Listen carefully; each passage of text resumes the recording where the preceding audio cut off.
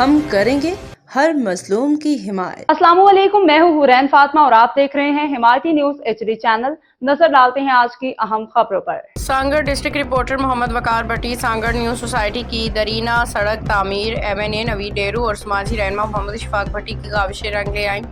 Civil अस्पताल सांगड़ के सामने वाक़ अहम तरीन रहायशी इलाके न्यू सोसाइटी के मकीनों का तवील अरसे से दरपेश सफरी मसला हल हो गया है। बरसों से शदीद खस्ता हाली का शिकार सड़क के असर नौ तामीर का काम मुकम्मल होने पर इलाका मकीनों में खुशी की लहर दौड़ गई है।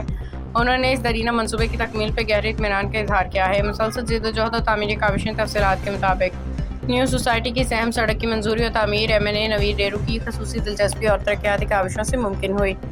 इस अवामी मसले को आला हुकाम तक पहुँचाने, इसे ऐवानों में उजागर करने में मारूफ शहरी और समाजी रहनुमा मोहम्मद इशफाक भट्टी ने कलीदी किरदार अदा किया। उन्होंने इलाके के बुनियादी ढांचे की बेहतरी के लिए मुतल्लिका इदारों और हुकाम की तवज्जो मुसलसल इस जानब मबजूल करवाए रखी, जिसके मुस्बत नताइज आज सड़क की तामीर की सूरत में सामने आए हैं। इलाका का रद्द-ए-अमल और तशक्कुर। सड़क की तामीर मुकम्मल होने पर न्यू सोसाइटी के रहायशी मुअज़्ज़ज़ीन ने खुशी का इजहार करते हुए कहा कि सिविल सोसाइटी के सामने होने की वजह से ये सड़क इंतहाई अहमियत की हामिल है। इसकी खराबी के बायस मरीजों और आम शहरियों को शदीद मुश्किलात का सामना करना पड़ता था। अब सड़क बनने से आमदरफ्त में इंतहाई आसानी हो गई है। इलाका मकीनों ने अवामी उमंगों के मुताबिक काम करने पे MNA नवीद डेरू, मोहम्मद इशफाक भट्टी और तमाम दल के इंतजामी इदारों का शुक्रिया अदा किया।